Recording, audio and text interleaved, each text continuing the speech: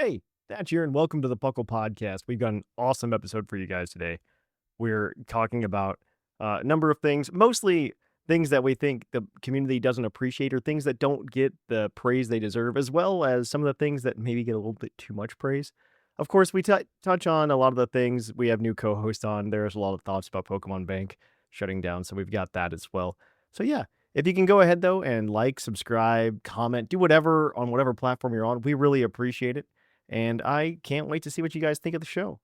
So, without further ado, buckle up for another exciting episode of the PUCLpodcast. And now, coming to you live from atop the Lavender Town Radio Tower, it's the one, the only, PUCLpodcast.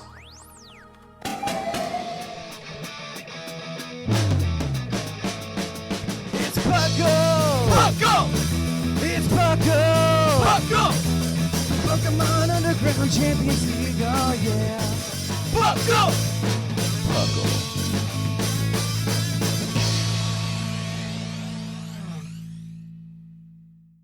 Welcome to another episode of the PUCLpodcast. I'm your host, Trainer Thatch, and today I'm joined by my wonderful co-host. We've got the one and only Fluffiest Whimsicott. Ciao, everyone. And we've got the wonderful Sharkfinnagen. Hello. There we go. And welcome to the PUCLpodcast. PUCL, of course, standing for the Pokemon Underground Champions League, a nonsensical name we came up with in 2007, where we talk everything from the Pokemon video game to the trading card game to everything in between. I think today's like a lot of in between. I don't know. But yeah, we're here to bring you a wonderful show, and I'm excited to bring it here with all of you. I don't know. There's nothing else to talk about. I mean, what have we been up to in Pokemon lately? Lots of things. Yeah, definitely. I did find out this morning that Whimsicott and I were doing the same thing, which is very coincidental and fun. And now I have to learn about the Gen 4 DNS servers. Yes. I am playing Heart Gold, Thatch is playing Soul Silver, and we decided we should like do trades and stuff. Yeah. Except we are sort of like from what is it, 15 years behind on the 16? 16, yeah. Just a little bit. Yeah, 16. To make it a little worse, it's 16. Oh gosh. Yeah. Because Heart Gold Soul Silver came out in 2010. I remember this very, very vividly. Oh goodness. Yeah, because I remember myself and my former roommate Sarge. He and I both went and got the games at launch, and it was I have very fond memories. We went to go get them at launch, and I would have gotten Soul Silver, but I was desperate for like somebody to play Pokemon with. Yeah. And it's much easier, like as a sell for somebody who's returning to the franchise, to go ahead and get them to go ahead and get them to like play Soul Silver because Lugia's on the box. Uh-huh. To be fair, I don't know that either of them like win in terms of like version exclusives either. I'm gonna be honest. Yeah, I look through them because I haven't looked through as decided. well because I was like, should I play Soul Silver or Heart Gold? I have reasons why, and I can explain later. But yeah. Yeah, I have like an Italian copy of Soul Silver and I used the English copy of Heart Gold that I actually picked up with you. Like Yeah, I you remember. brought me to a game store in the US and I found that. So I was definitely leaning towards playing Heart Gold because A, I've never really played that before, and B, I like playing my games in English these days because I have like the Italian translations on some of the move names they're hilarious, but not always in a good way. Yeah. Let's put it that way. Yeah, I can understand. Yeah. I can understand. Yeah, I just picked it up because of since we found out Bank was closing a week and a half ago or whatever. I was like, okay, well, you know what? It's time to move stuff up. And on stream this week, we actually I sat down and started like going through my boxes. I did all the easy stuff to move from Gen 6 and Gen 5 or Gen 7. I moved all those stuff, all that into Bank. And like I was just kind of going through and seeing like what I had. And I definitely didn't transfer as much stuff from like 4 to 5. I did transfer some, and that's very evident if you just like look at my Pokemon home. Yeah. I have historically done it. But I know that the transfer from like 4 to 5 is pretty tedious. Not to mention also the transfer from 3 to 4 is pretty tedious. Yeah. But I was going through like my old copy of Diamond, which is like Thatch's like Gen 4 playthrough game cartridge. 7 billion hours on it and all that. Yeah, that one's got like, 600-700 hours of play or something on it. And I was going through that, and I had transferred a lot of stuff from Gen 3, and it was wild, like going through it. And you can catch this if you go catch the VOD on YouTube. But there, like, I was finding people like OTs from like a lot of my friends growing up, which was wild. Oh. Yeah. Oh, that's Yeah, it was actually wild. sweet. Like, it was like I didn't know I had those things. Like, it was weird Wow. seeing that. Like, I didn't realize I had like stuff from friends that I had in high school or friends that I had made in college and stuff like that. So I had a bunch of like old Gen 3 stuff from them, which was really wild to see. Why I had no clue still, but I have them, and I'm like, okay, these guys have to come. Like, we're doing the process. Yeah. And I have some stuff from on a couple of my Gen 3 cartridges, and I was like, okay, I should move some of those things up as well. So I ended up taking a look at all of those things, and the problem is if you try to do all the transfers on Diamond, Pearl, or Platinum, there's like a 24-hour wait window before every 6 Pokemon that you transfer from Gen 3 up. Yeah. But in Heart Gold, Soul Silver, they got rid of that. Oh, okay. They got rid of the time restriction. And so I was like, oh, I'll just use my Heart Gold. And I didn't realize that at some point I had let my wife like restart my copy of Heart Gold. And so I was like, okay, cool. I don't have a Heart Gold or a Soul Silver with a with like an end game. Game, yeah. And at the time I had played Heart Gold, and I was like, yeah, I guess it's time to play Soul Silver and see how that goes. Pretty much same. I reset my copy of Soul Silver when I wanted to replay it a bunch of years ago, and now I really regret it because like I had all the PUCL events and stuff.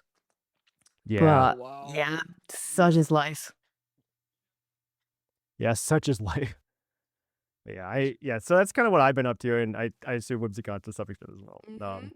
I found out because I was spending my Saturday morning lying in bed and we were talking before the show.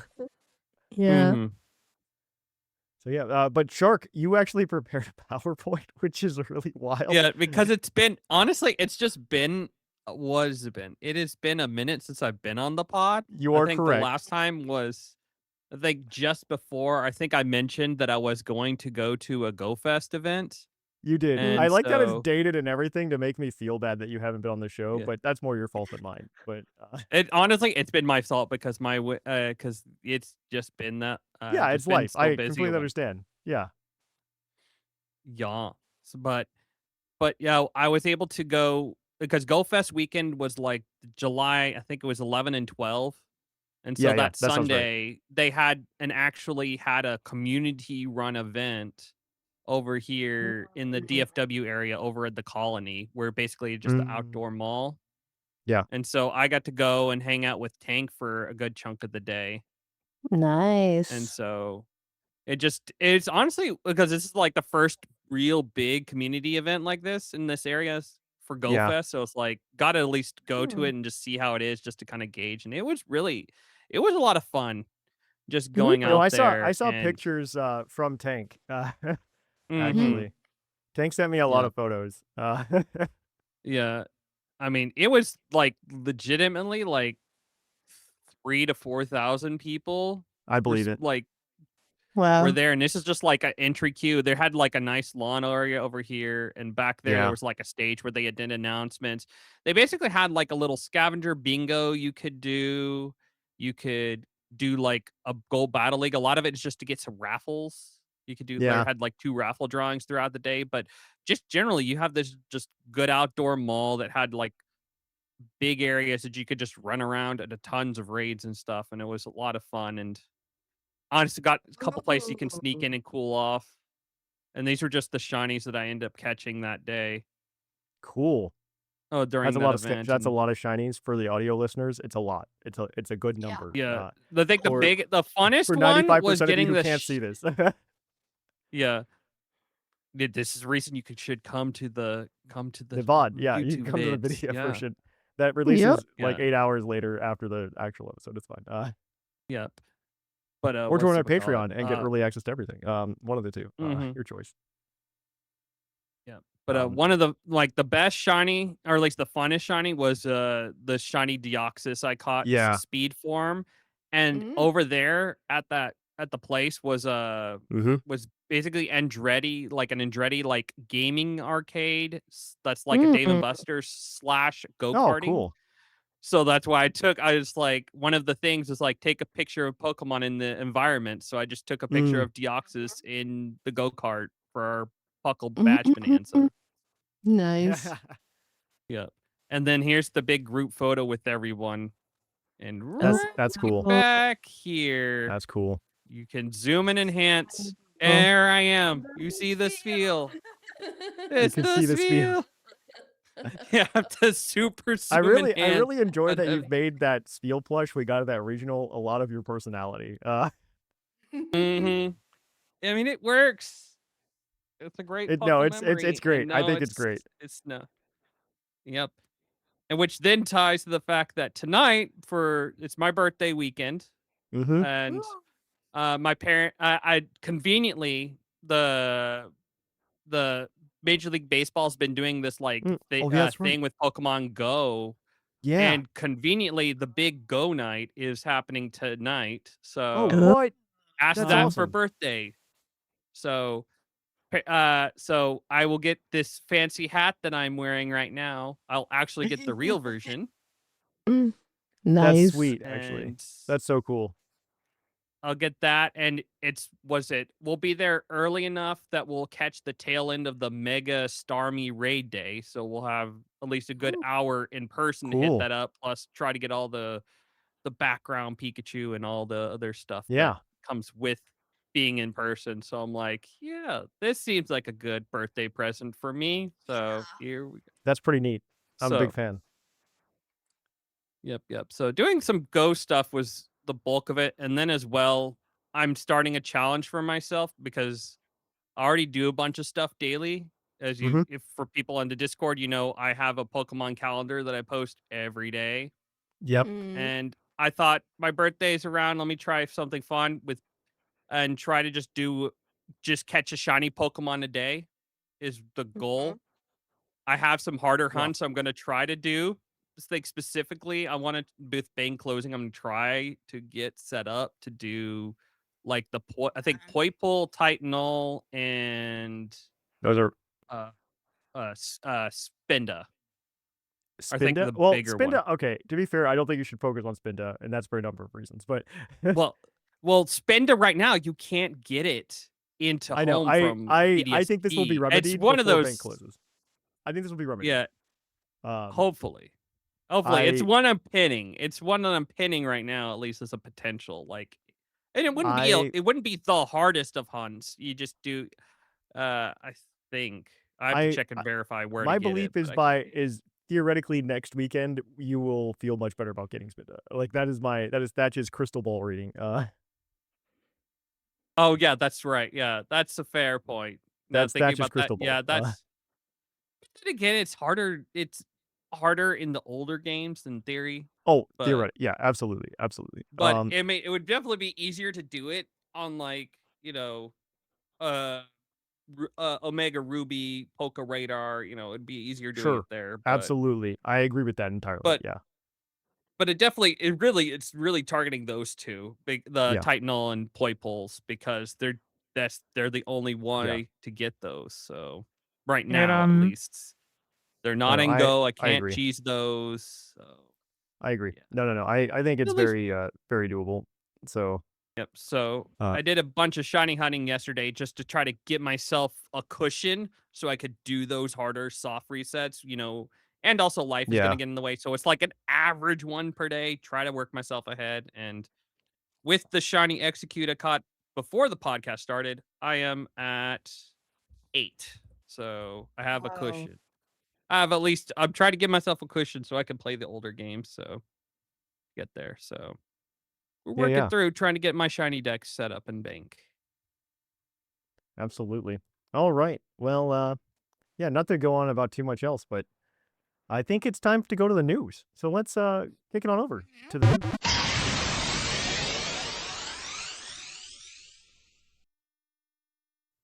Welcome to the news. In the news, we've got a few things to talk about. First and foremost, Pokemon Worlds and Pokemon XP are happening this weekend. We've got a little bit more to talk about there in a little bit. But in more important news, Pokemon and Polaroid are working together. I know we all cared about that. We were all just like, oh, hey, what if Pokemon and Polaroid made a camera together? And everybody went like, oh, okay, I guess. I'm confused. Yeah, it's cool. I I mean, mean, I love a good Pokemon collab like this, and these are I like I think cool it's little cute. style I do think it's films and cute. stuff. I don't know. If we were to do like more in-person Puckle stuff, it would be cool to yeah, have. I would say yeah. that. You know, And yeah, sorry, go ahead, Whimsicott. Yeah. it's like the thing that gets me about this is that at this point, Pokemon is about as nostalgic as Polaroids. Yeah. So, so that's why this works, which is ouch. To be fair, they have before collaborated together in some. Well, no, I guess it wasn't Polaroid, but some other camera company. When new Pokemon Snap came out, they came out with like a little printer that can hook up to your Switch too, or your Switch, Yeah, that makes and to sense. print out the photos. So it was pretty neat. And I mean, it looks like the Polaroids also have special frames, which is kind of cute. I'm not gonna lie. So okay, they sold me. I'm there. I'm here. Thatch might buy a Polaroid camera. Probably not. But it is cute. Additionally, Pokemon Center has new merch, and it's some of like the coolest new merch they've done in a minute. Where they've got new Halloween decorations. They're all up. They do have Halloween, Christmas, most of the holidays. They will most of the commercial holidays, I should say. They will have they have items for, and honestly, the Halloween ones are typically always the best ones. Mm. With the unless Mhm. you like really are into like Christmas themed items, like a Christmas train or something like that that's Pokemon themed or something like that. But they always come out with the coolest things. And one of the things they did this year, which is kind of weird and cool, is they've got like lawn decorations of stone statues of Pokemon. Much to my wife's chagrin, they are not actually stone. Uh, They are unfortunately resin. They made to look like stone. mm. So yeah, womp womp. But at the end of the day, it's still pretty cool. All things considered. So I don't know what to say other than that. I mean, there's some cool ones like there's an Umbreon and an Espeon, which I'm sure will sell out at some point. There's a Yeah. Mimikyu and a Cubone. That's just like a big Cubone stand. I don't know why. There's just like certain Gen 1 Pokemon where I'm just all there, you know? Like certain Gen 1 Pokemon, I don't know why I like them, but I think they're neat. Cubone's one of them. Mankey and Primeape, you're there too. I don't know why. So there's just like certain ones that are just like, yeah, that's nostalgia or something like that. I don't know what it is exactly. But yeah, they've got some cool Halloween decorations and you can go check them out. And they even have like Halloween sweaters, which is I find odd. It's very similar to the Christmas sweaters they offer, it looks like, but with Halloween themes on them instead. So if spooky season is your vibe, I think this is the drop for you over at PokemonCenter.com. But with that, I think that's every news piece that I had. So I'll kick it on over to Whimsicott. Yep. Okay, so in video game news, currently we have a 7-star Forager Afraid going, and then on Thursday night, King Gambit will become the new 7-star and will be carrying the charismatic mark. Cool. In Worlds-related news, if you watch the World streams, you can get scout tickets, recruit tickets, training tickets, and an Incineroar because they are not ashamed of They being know. on the nose with it. To be fair, everything you just mentioned is all like very champions coded. Yeah. Yeah. Like the raids they're doing in Scarlet and Violet are so you can get Pokemon that are relevant in the champions meta with cool marks on them. Yeah. Yeah. And to be fair, there's other stuff you're getting in all the games too. Yes. You get TCG live packs and stuff. You get Oh yeah. Pokemon Pocket Hourglass. You get research in Pokemon Go with some timed research and cool outfits, and then Unite codes, license, and stuff. So, like you get No, they're all really of it for pushing it that. But this year. I'm I'm pretty impressed with how Pokemon in the last couple of years has really taken Worlds as like as like an event. Like this is like the Yeah. Pokemon Expo event. Mm-hmm. Like Mhm. certainly we have Pokemon Day and stuff like that, but Worlds is becoming just Pokemon Expo weekend, Yeah. and Pretty here's much. Mhm. an additional celebration of the franchise, which is neat. I will say that I am a fan of this.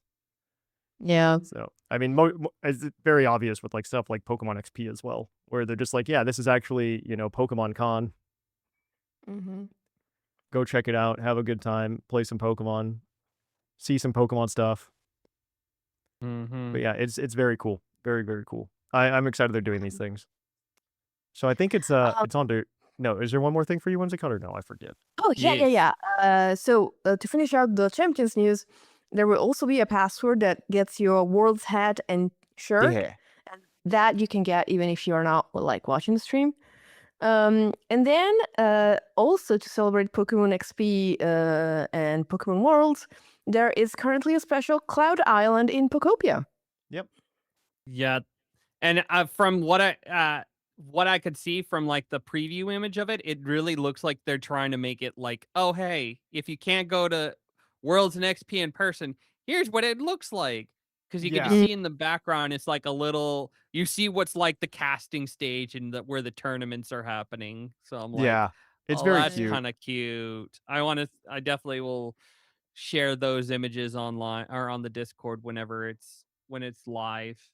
So that way, in case for those who don't have Pokopia yet, which get once y'all get the Switch 2, this should be your priority because it is worth Well, it. Nintendo itself realizes this, by the way, as well. Um, Mhm. they're like selling Switch 2s with Pokopia as the add-on game. 100% They because know you this is a have to system remember seller. it's a system seller.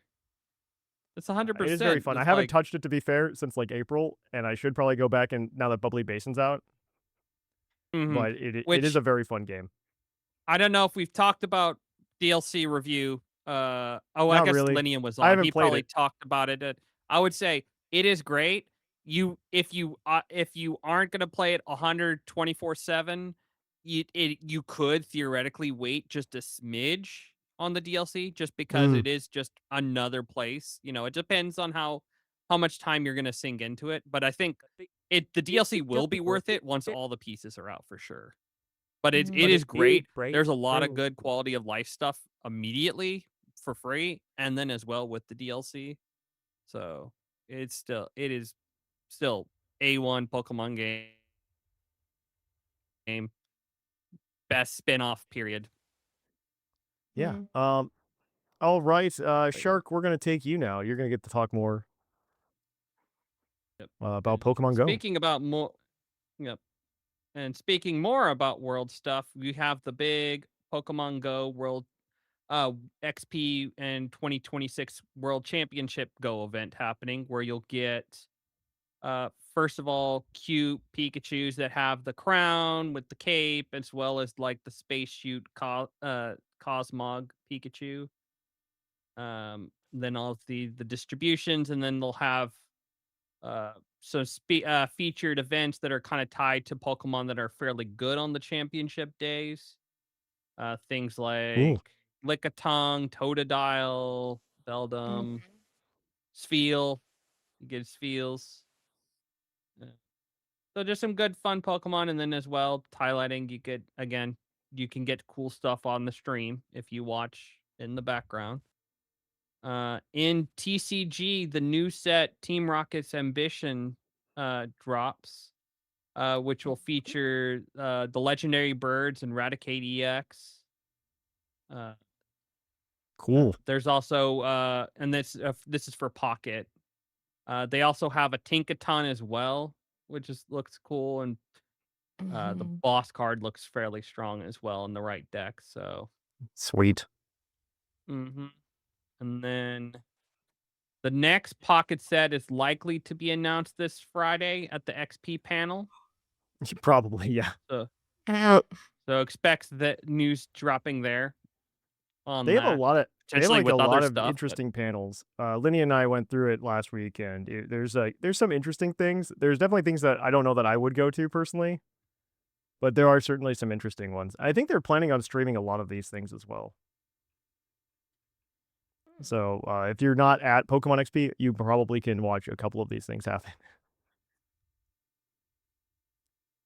Like there's I don't know, there are some interesting ones that I think are really cool. Like they've got a spotlight on the Pokemon Pokopia game, which probably means they're going to talk a little bit about the inspiration and stuff. And then they've got a conversation with Mr. Ishihara, which is kind of interesting about producing Pokemon. So I am a little concerned, like if they ever opened anything up to like public comment or something like that, but it could be it'll be fun otherwise. But yeah, I don't know if there's anything else that you guys want to say, but I think that we can move on. All right, so let me go to the fun Puckle news that we always talk about. First and foremost, Badge Bonanza this month is Pokemon Unite. To earn the Silver Badge, you just need to hit Tier 10 on the Battle Pass, which can be done via Solo Mode, and Gold is reaching Veteran and Ranked.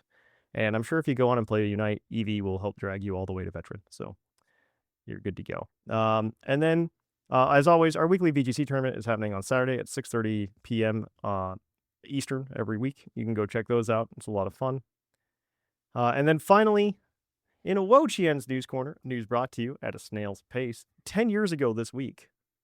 Oh man, I don't want to read this. Morolol, Pukumuku, Alolan Raichu, and Alolan Exeggutor were all revealed.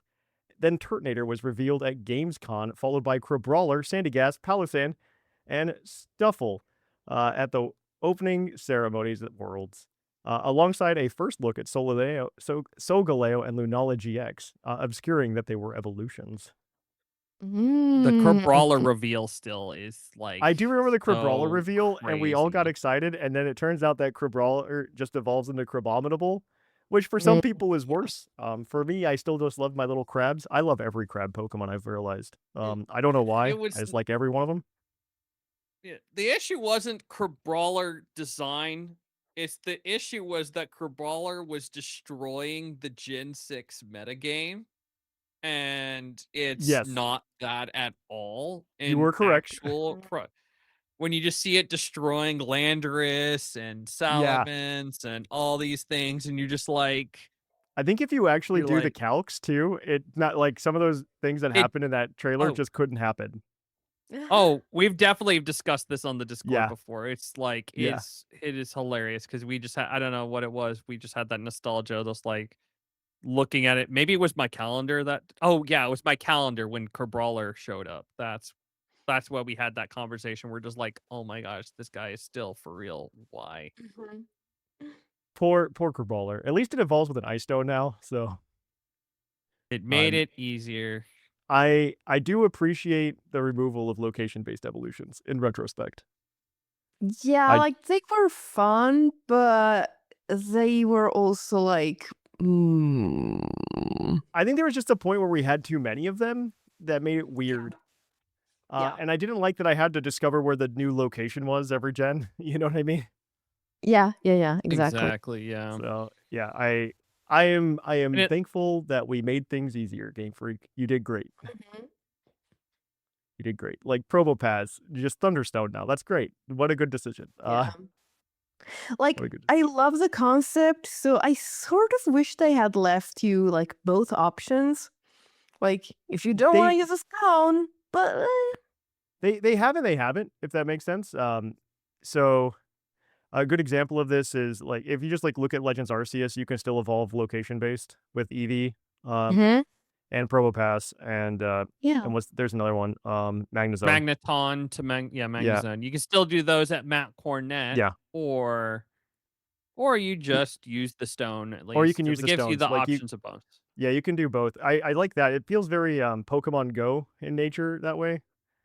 I think of like trade evolutions, the way they've handled those in Pokemon Go now, where you can trade and not have to spend candy to evolve a Pokemon, or you can just spend way more candy than you would reasonably want to spend, but to evolve some of those Pokemon. So I do like having both options. Yeah. Okay, well, that has been the news. We're going to go ahead now, guys, and kick it on over to our topic. So we're going to catch you over there.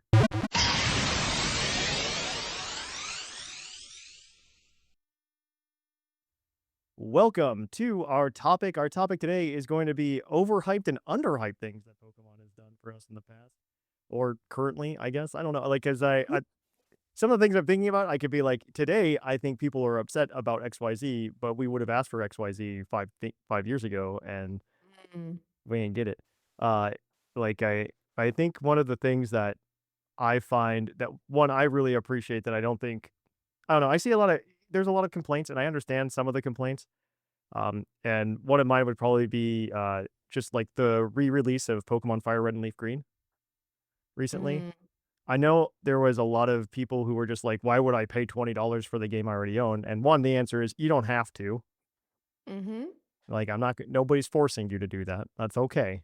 Mm-hmm. It is old game. But cool things that they did for that, by the way, is they gave us like the Aura and Mystic tickets that were event specific beforehand, which is really cool that we get to experience those events now. Mm-hmm. Granted, it's like Oh, yeah. 23 years later, but it's really cool that we get to do it 22 years. But yeah, that's super cool. And I think that is a little overlooked. Like, just they took a little bit of time. They actually changed the ROM to do a couple of different things. And also, Mhm. like, part two, I guess, of what you were about to say is we are not the average Pokemon fan. Not everyone owns Yeah. a copy of Fire Red Yeah. and Leaf Green. Absolutely agree. Yeah. Well, yeah, I think that's also a big thing that a lot of people forget, especially like us in the hardcore Pokemon community, is that a lot of people haven't played a Kanto game that are in the Pokemon community. Like the last time Kanto was released on a console would have been Let's Go Pikachu and Eevee, which all of us, I think, unanimously would agree, don't do. But Mm-hmm. It has it's there. it has its moments. It's It has more its place. it's geared it's targeting a specific audience, It's not me. specifically a younger crowd, and it is perfectly perfect for Yeah. them. Is it I a agree with you. challenge? Not even close to a challenge. So I it's would just argue most does Pokemon it games still aren't have challenge, benefits? Like, it's but still beneficial. You could still play it for Mhm. us. Like, if you want to shiny hunt any of the major Pokemon, it's one of the easier ways to get all the Pokemon of the Absolutely. Gen 1. Yeah. So, like, it still has It looks good stuff pretty, with it. sounds pretty, it's enjoyable to be in, Mhm. but it's definitely not the same as playing through Kanto Yeah. as you are meant to play through Kanto. Pokemon Mhm. actually even said that when they released Fire Red and Leaf Green, by the way. Back in February, if you read Yeah. the press release, they're just like, this is the definitive Kanto experience, was Fire Red Leaf Green, Yep. which I find very funny. I do believe that they're going to do the Mhm. same thing probably very soon with Ruby, Sapphire, Emerald. Mm-hmm. Yeah. They're like, It's just it's not a if, it's a win, because the game oh yeah, sold it's happening. Fire Red and Leaf say it's sold well enough. It's just a matter of when they want to pull that trigger. I think it's Mhm. happening pretty soon, only because they did the announcement for Pokemon Bank shutting down alongside the announcement that Pokemon Home compatibility was coming to Mm-hmm. Fire Red Leaf Green, as well as just like a Pokemon Home update in general. Yeah. So I think it's pretty clear to me that it's happening sooner rather than later. Like, I would not be surprised if this week at Pokemon XP/Worlds, at some point they announce Ruby, Sapphire, Emerald coming to Switch, in You like the know next couple months. what I'm wondering though is like if they should or would perhaps release Ruby and Sapphire slightly earlier than Emerald, because then how do you get people to buy something that isn't Emerald? Like, That is a valid point. I You The just say weird thing Lotad isn't an Emerald, and you just be like, That's why. true. You got to buy it for Lotad. Lotad Lotad deserves is the Mareep here in this situation, exactly. I mean, there are version exclusives that are only in Ruby and Sapphire. They're not obtainable in Emerald. I mean, Emerald yeah, is definitely like the definitive version, and I don't entirely disagree with that premise, but mm-mm. I believe that they're just gonna drop them all at the same time. Like in Yeah, my They did it with Ruby Yeah. or with the Heart Gold, oh no, not Heart Gold, They didn't. Gold, Silver, Crystal on Virtual Council. No, they yeah, dropped. they did, but No, They didn't drop Gold Crystal same time? Crystal came out separately. Yeah. oh yeah, Did it? did it? I'm pretty sure. Let me double check. I'm pretty sure Crystal came out on its own. On Virtual January Console. 26th, and then It came out. Trying to find the release date. Oh, you're right. I know. Gold Silver came out in September. Yeah, and then the we had to wait. following January you got Crystal. It was very quick. It was a very quick succession, but it was Yeah, separate. but still, like enough to have you buy one of the two Yep. earlier versions, and then you also get Crystal. Like, Yeah. you print more money that way. Yeah, I mean, I'm not. I don't think that they're necessarily like in a spot where they need to worry about that. No, I don't know. I like okay for reference. For a lot of people, I think the last time we got numbers for the Fire Red and Leaf Green sales, they had sold as many copies as Pocopia. Whoa. Which is kind of wild to think about, and I like this is just like a cash like they barely changed the ROM first of all, porting it to Switch.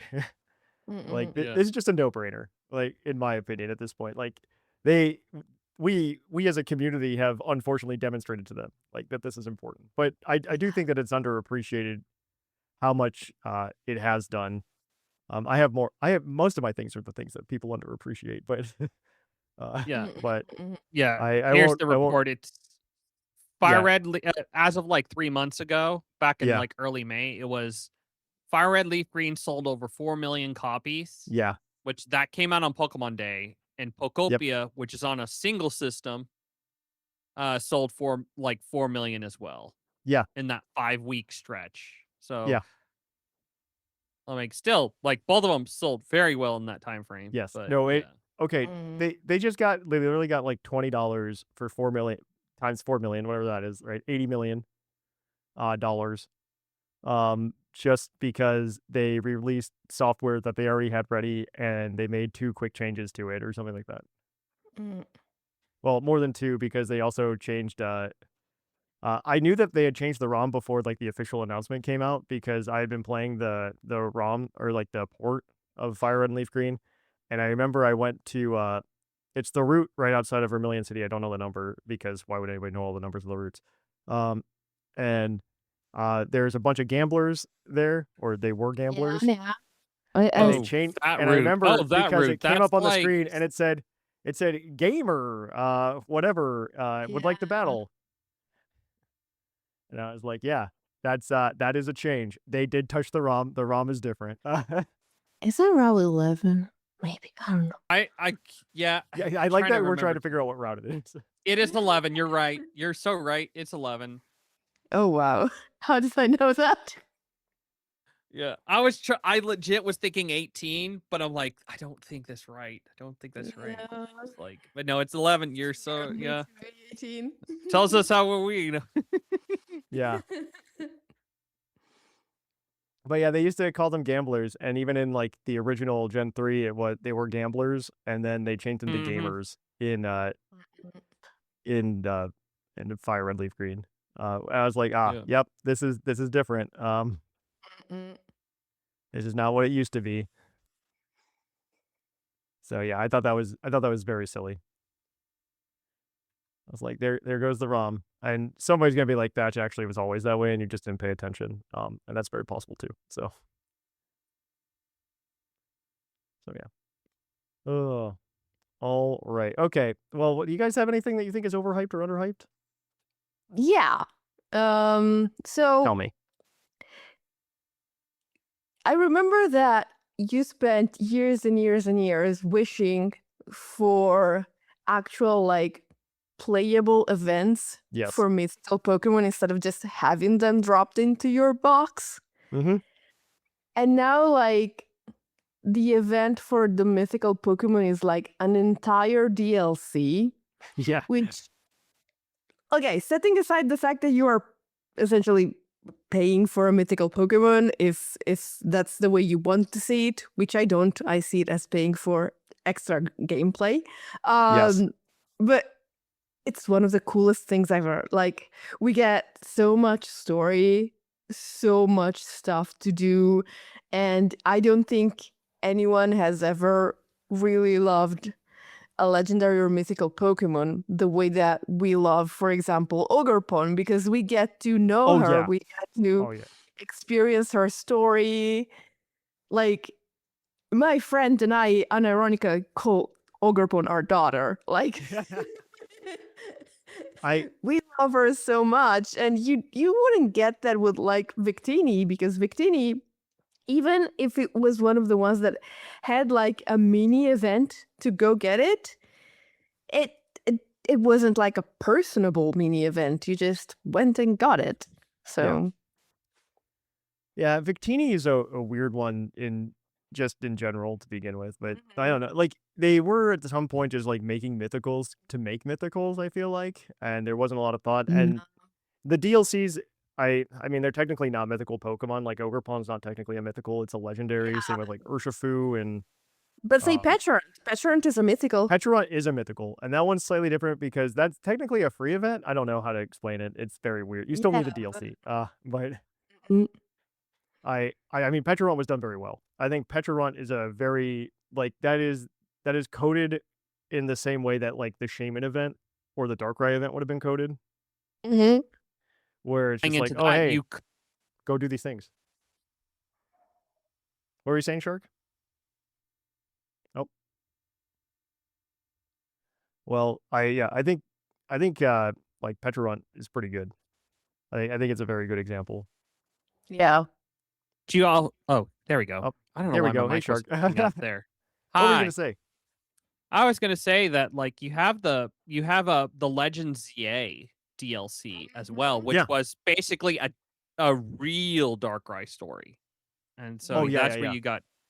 So No, that I think is a good example of another one that's like like even just some of the smaller things, like just the fact that they've demythicalized a lot of Pokemon by like, if you're already gonna buy our game, then here, play Legends Arceus with other save data. You get Darkrai and Shaman and a little tiny story, not closer to like the old games, just a quick little story, and then you get it.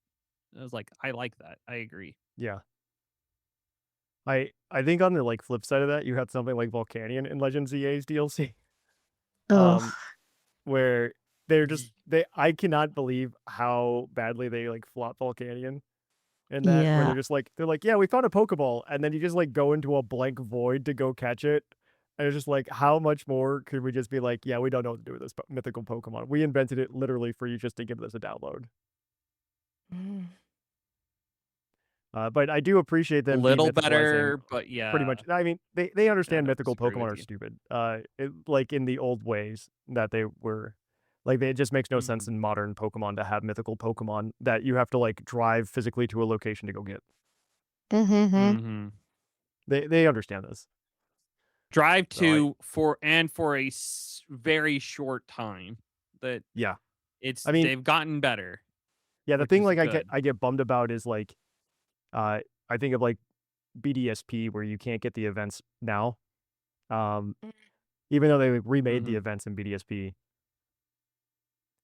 And they're just like, these were limited time distributions, and then we just kind of collectively forgot that game existed. Yeah, that is a little downside, but yeah, I hope that they come up with some solution where they're just like, it's always online or something. It's too late now; it's not happening. But the fan community will figure it out. It's fine. Exactly. Just give them some time. Yeah. No, I'm not super worried about it. What about Shark? Do you have something that's like overhyped or underhyped in the Pokemon community? I'm sure you're like our overhyped guy, but or overhyped guy. Do you have anything there, Shark? Oh, we lost Shark again. He's doing something. He's falling asleep. Well, while we wait for Shark's internet to reconnect to the world, we can talk about other things. This is Thatch's number one gripe. I wish I could talk about more things that I think are overhyped that aren't named Charizard, but I do believe like that like BDSP, like talking about that one for a second, I think BDSP was definitely undervalued. but that could just be me. I don't know if you have the same feelings, Whimsicott, but I feel like it's very undervalued. Oh, for some reason I can't hear you guys. No.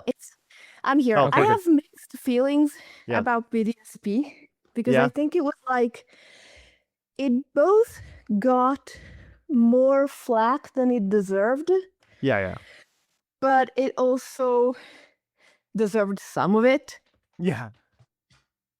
I know, like it's definitely in a weird spot where like it was not like it was a faithful remake, like they said it would be.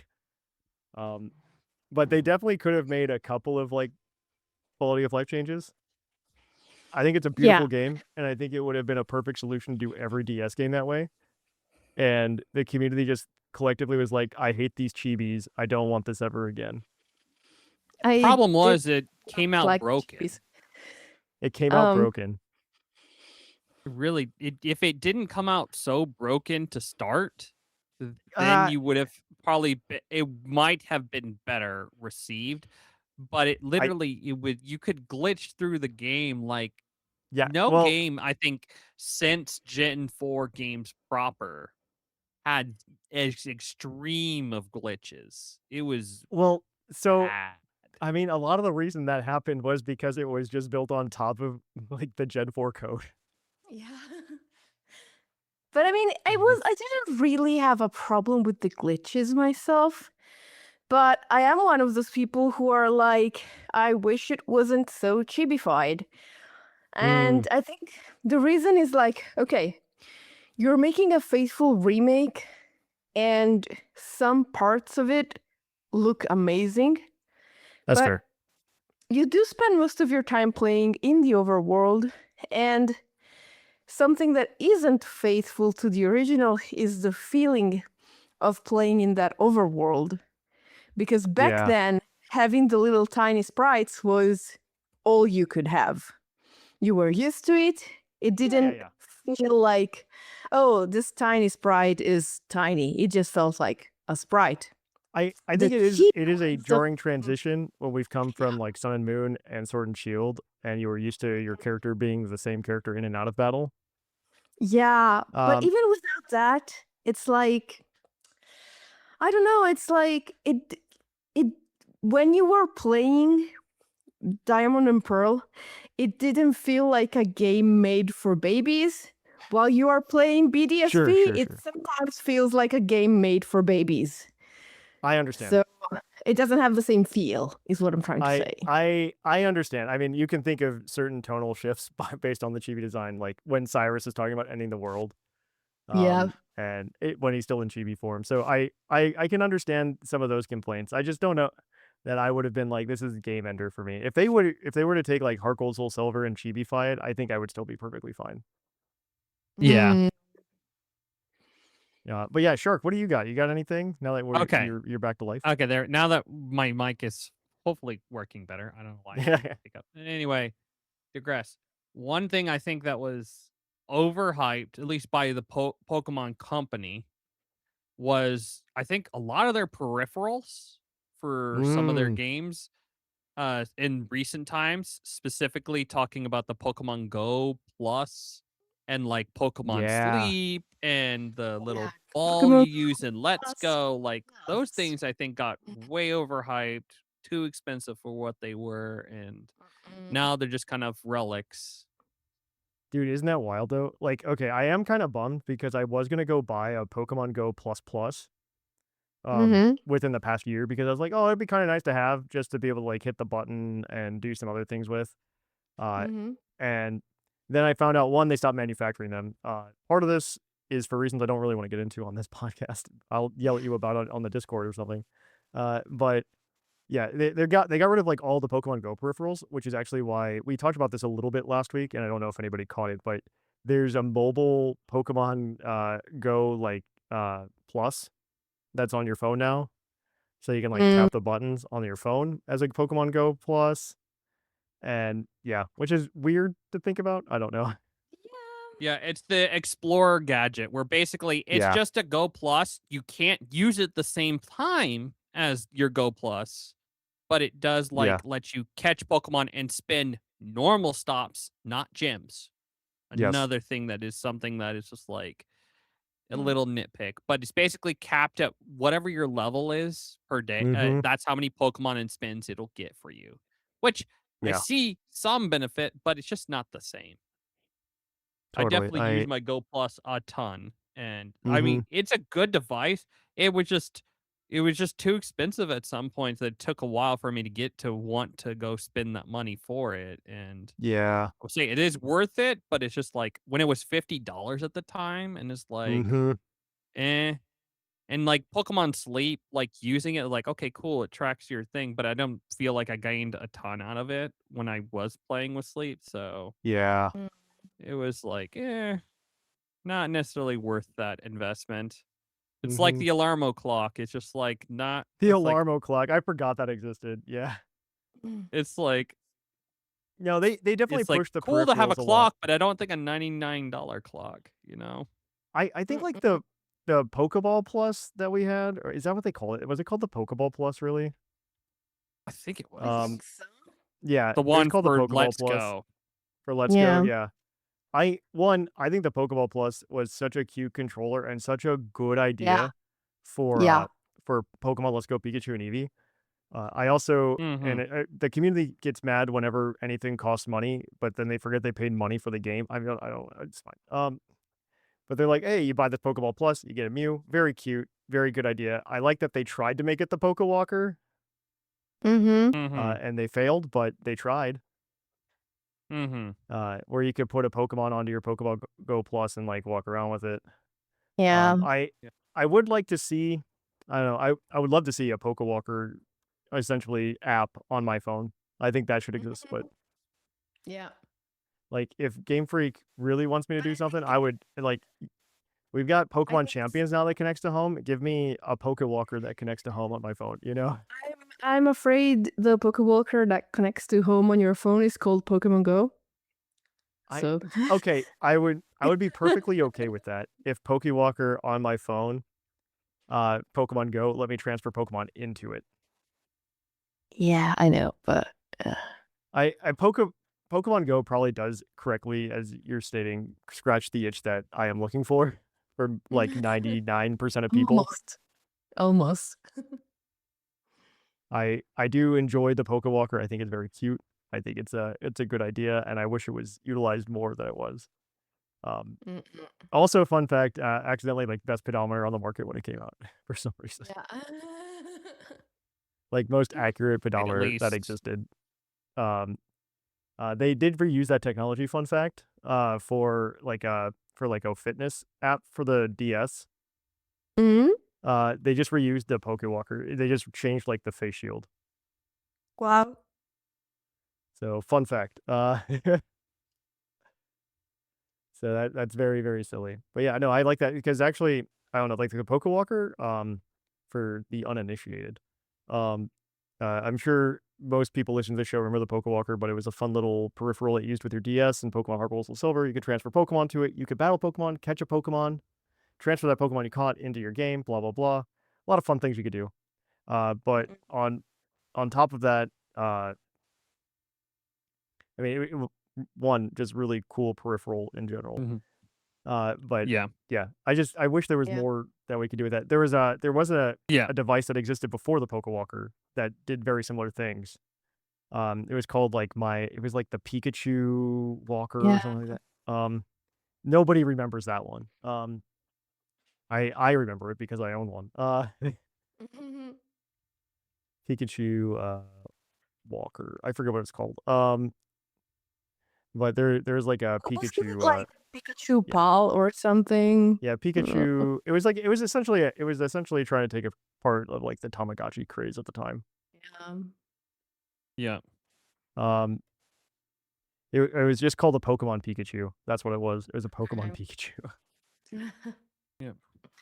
And Pikachu would just do fun little things, and you hang out with him. What was really cool was they came out with a second one, Pokemon Pikachu 2, and that one actually had an IR sensor on it. So if you had a Game Boy Color and you had Oh Pokemon yeah. Heart Gold Soul Silver, you could actually mystery gift yourself random items using like the points you would gather. Mm-hmm. Mm-hmm. So I just want more things like that, Pokemon. Just more things like that. Yeah. Yeah. Yeah. And I'll say an underrated that's semi-adjacent to all this is I think honestly Pokemon recently has been doing better about their collaborations with other groups, Oh, they are both doing a from a lot. PR term and from just like merchandising. I think it needs to be more appreciated. For one, you have Pokemon Lego, which Which is wild. that obviously, first of all, great products that they're making, like incorporating their like smart play, like they're all so cool. But then as well, they're like, oh, hey, Lego stores will have a themed Pokemon Go, and you get research, and you get like Lego themed like hats and stuff in your games. Is like Mhm. that's like really good that you get bringing up this collabs back and forth with each other. Like and there's even Mhm. just like a low key, like they made like a little ad for it with like Terry Crews, the actor, with like Mhm. promoting that as like battling with a Jigglypuff with the I smart love play Derek tech. Rose. Mm-hmm. Yeah, I appreciate the Lego one. I feel like that's going in the right direction. I'm definitely not in the subset that this is for, but I think of the skateboards on Pokemon Center. Mm-hmm. Mm. And how that's a collaboration with some skateboard company, and I'm sure some skateboarder will tell me how cool it is that they're working together or something like that. Um, Mm-hmm. Great. I absolutely believe you. Uh, but for Thatch, I'm just Yep. like, yeah, I don't. It's Bear Walker. That's who it is. I'm like, I couldn't care less. Mhm. That there's a Yep. skateboard with a Pokemon on it. That's fine. I do find that at least early on, or when they were like beginning this, they were they were partnering with brands, either one that like are niche communities of their own, or two, it's like the budget version of that brand. I think one because Pokemon wants to keep a substantial chunk of change when it comes to like brand deals, Mhm. Mm-hmm. because they're Pokemon and they can probably throw the weight Oh around yeah. to do that. Uh, and Mm-hmm. then two, I'm thinking of like I'm thinking about how before Lego we had Pokemon like blocks. We had Pokemon Mega Blocks. And that was Mm-hmm. again probably Yeah. because Pokemon Mega Blocks was willing to give the cut to Pokemon that Lego was not at the time. Mm. Yeah. Yeah. So And I then don't know. as Like I wish they would be I wish they would steward the brand in a positive direction where it's like we're going to interact with brands that are also popular rather than we're going to benefit from the other brands are going to benefit from us, if that makes Mhm. sense. exactly. And I think And short cut out again. But yeah, I think he was about to say that it's still a good direction they're going in. But Yeah. And then of course you have like the collabs that are less about the merch and this one I really cannot tell you if it was overhyped because I'm not a Vocaloid fan, but if you are, the whole Pokemon Hatsune Miku project yeah, was really cool. it yeah, was neat. there we go. It was neat, but it wasn't like for me. You know, Mm-hmm. Exactly, same uh, thing. But this there's a is group something that that it's so perfect for. yeah, Mm-mm. I this is something that I'm kind of like coming to terms with about Pokemon in general, as of late, is that one, like the tent is getting so large, and that has like good and bad things that are going on. One, like we finally got like Pokemon Lego. That's really neat. Not that I have Mhm. Legos, but if I were to buy building Yeah. blocks of Pokemon, I would definitely choose Lego over Mega Blocks. But there's just so many people that have so many different interests that Pokemon is trying to accommodate and work with. There's definitely going to be things that are misses for me, and Mhm. it is just something I'm kind of coming to terms with. Like it's not all for you, Thatch. It's not all for you, and that's okay. Certainly okay. I do think they overhype some things though. Like I think like I remember in the 25th anniversary when Pokemon like hyped up their 25th anniversary album. Mm. And I was like, "Oh man, this is gonna be cool." And then it turned out to just be like we got like one video with Katy Perry where she uses the word electric and she gets a music video with Pikachu in it. And Yeah. I don't know, it felt very overhyped to me. I don't know if that's like a disconnect from me because one, Thatch has never been a very good modern music person. Just throwing that out there. Mhm. Thatch is very bad at this. We like to rib on me for liking the Beach Boys I and talking mean, about the Beatles. But like I can barely talk about this because you're like, I am as stuck in the 90s as you are stuck in the Yeah. 60s. So Sometimes. Yeah. I definitely think that that there's certainly things like that, but that album definitely I was disappointed, you know? I Mhm. That one I was, yeah, I'll say, yeah, because I would have expected a little more Pokemon-ish yeah, right? songs, I but, want more like, Pokemon there Paint. were there's one, like, 1 to 2 that were actually there. The rest were just kind of, yeah, it was just Yeah. pop songs or whatnot that were It was just pop songs just there, that they but wanted money to record and they put it on the album, or they bought the pop song for the album, you know?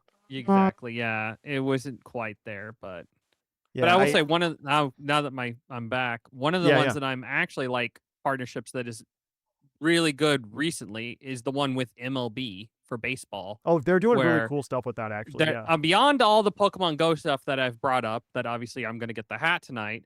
They literally like the MLB social media team last week and this week just like tweeted out just like random like like little clips and just like called out Pokemon Yeah. YouTubers on it. Like one was for like a bird and was calling out John Stone's recent video where he caught all the fletchlings. Yeah. So it's basically just call out there. And then this week they called out Wolfie when he called out Dedenne as like the worst fairy type. It was a subtweet call like saying us reacting to Wolfie's Dedenne video and just like a sad guy with the Dedenne on his shoulder. And I'm just like, oh my gosh, what did they do? That it was like I love that they're just pulling off like these like deep cut like we're like if Mhm. like real Pokemon fans that were like pay attention to the streamers were like, oh wow, that's awesome. But They're very I just appreciate that. This is what I was talking about though, like just having like collaborations that make sense where because like Pokemon with Mega Blocks is Pokemon's helping Mega Blocks. Whether Pokemon could think that they're selling a product or whatever. But when you're talking like Pokemon and Lego or even Pokemon and MLB, like these are two big things that when they come together, they make something greater than themselves. Mhm. And I think Exactly. that's the kind of brand deals and partnerships that I want to see from Pokemon. And I will say, actually, like kind of going back to like that 25th anniversary album, if we would look at Pokemon Worlds last year, they brought in a lot of artists doing a lot of cool things that were Pokemon-esque. Like Man, I don't know how they did it, but they got Nate Wants to Battle out of retirement, which is yeah. wild Yep. to me. Yep. And And he's I Uh, back think that again this year too. he's yeah, back he again. is. They have Lauren Allred. They have wow, yeah. Yeah, it's like super Hmm. wild to me how like well they're doing in that regard. Like Hmm. they heard Thatch's pleas that were my silent pleas, and they were like, "Yeah, we should work with people that matter and And go people get who will care about Pokemon at yeah, least enough to put in that to give you that return. Like, yeah, hey, it makes me like, oh, excited to go to the baseball game when I see these like yeah, little tweets that they're making for Pokemon. It's like it is that perfect union that I yeah." think it The should be communities are appreciated. Hey, they're making something. yeah. I think it's a very interesting and cool thing to do. And I don't know, like I think about very recently I've been thinking like, okay, how is like my relationship with Pokemon, like the Pokemon franchise and whatnot. Um there was a YouTube comment that was absolutely a troll last week where they were just like, how do you guys still play Pokemon? Blah blah blah. It's just the same game, blah blah blah. Okay, whatever. But like I was thinking about my relationship with Pokemon and the franchise, because obviously I've been doing this show for like 20 years. And Mhm. and at some point, I know it's gonna happen where it's just like, yeah, Pokemon's just like a thing I enjoy again, and the show probably won't be in the same form with me or whatever. I've also said that 10 years ago, and I mean, I'm still standing here, so, but Hmm. I'm thinking to myself, like, how do I, how's my relationship with it? And then I'm like, does Pokemon even care about somebody like Thatch, right? Like, I really love the idea of being able to transfer, like, the Pokemon Bank thing, yeah, that's a bummer. Mhm. We knew it was happening, but it's still a bummer. And then we know that, like, I think about Dexit and how I felt like really, trying to buy Dexit. And then, I felt really weird when like they ended Ash's run on the anime, which is kind of weird to think about. Mhm. Um, and I'm just like, man, they've been like doing all this change, and then I remembered like Worlds last year, like they actually went back and like tried to grab people who care about the franchise and care about the community, and there were a lot of the people that cared about it in the same way I did. Mm-hmm. And I was like, okay, so they do care. They understand. So I Yeah. shouldn't feel like crazy about this. They do care. I think it's like what you said about bank, like we saw this coming. We like, of course we did, but I feel like at least some of us or a part of us expected something like that to happen in a moment where Pokemon felt like it might be winding down. Mm, But that's Pokemon not is what I never felt, going but to. I knew it was just That's going to be so random, and it was going to feel like a gut punch no matter when it happened. that is how I Mm-hmm. felt. But then I realized, oh, but Pokemon is never going to let itself feel like it's winding down because Mm-hmm. that's bad business. So, Mm-hmm. but they did put this in a lull because this is like the longest we've ever gone in. I don't know how long between like main series games. Yes. Oh, that's fair. Um, That's fair. so I it's weird timing. It's weird I timing. definitely I talked Mm-hmm. about this a little bit during the stream this week, and so I don't want to harp on it too much. If people want to know my thoughts, they can go watch the beginning of that VOD. Mhm. But one of the things I have really thought about lately is just how much Pokemon I don't know, like if you think about the whole bank situation, one, they're definitely doing something because they said it in the same breath as like, oh hey, by the way, these ports are also going to Yeah. home Mm-hmm. connect to home. And bank is shutting down. And they said that in the same breath. They're also doing it on like they're closing it The down like the day day before before Pokemon Day. Pokemon Day. Yeah. Like that's not a coincidence. They're not doing No. that. And the community is very jaded. Or at least a lot of the people discussing it are very hurt and jaded, and there aren't. I don't know. I don't Mm-mm. see a lot of people who are discussing it in like a semi-positive light, or an optimistic light. Maybe is kind of where I'm at. Um, And one, like I said, I think the Ruby Sapphire Emerald uh ports are probably coming. And Yeah. that kind of covers like your Gen 3 bases. I know people are gonna complain about Coliseum and XD or whatever. It's fine. But you can definitely cover your bases in that sense. And then I imagine the reason they're doing it so close to Pokemon Day as well is because they're gonna at least make it clear that their plan is probably some kind of porting of like the older Of games at the same everything. time. Yeah. And I mean, like you've probably said this a billion times before. I haven't managed to listen to last week's show or see the It's fine. No, stream. we didn't talk about this too much last week. So But it's it like it makes so much sense as like a bigger portion of the fan base is someone who would not own a yeah, Fire Red and Leaf Green cartridge. Then yeah. it makes sense to like make it available to everyone and connectable to home for everyone Mhm. while taking resources away from a diminishing portion of the fan base. Yeah, and it's not that Mm-hmm. yeah, it's not to discredit anybody who has the collections and like uses bank or anything. Mm-hmm. It is more that we knew this was coming. Two, we are in the minority if you're the kind of person that's doing that. Like it is prohibitively expensive to enjoy those games. Yeah. So one that like without Pokemon Bank closing, the idea of ports makes 100% sense. Yeah, yeah. And then Mm-hmm. they close bank because unfortunately it's an older server. Server maintenance is weird, especially on older servers. Mm-mm-mm. And it makes sense. From that standpoint. I mean, does it suck? Yeah. Yeah. It definitely sucks for the people that are like us that are in the minority that can do these transfers and move all these things up. I think it's as long as they're doing what I believe they're doing. And I think I have an okay sense of what's going on. I throw enough things at the wall that I'm usually right about something eventually. Mhm. But uh, yeah, I think that there's probably the writing is on the wall to me that their plan is to do something in some way for us to re-experience these ports. Yeah.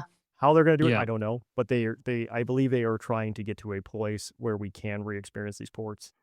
Um, and we can just have them on the Switch, and which would be awesome because I've said this for years. I think the Switch would be an awesome Pokemon machine, and they should just let me play all of the Pokemon games on the Switch.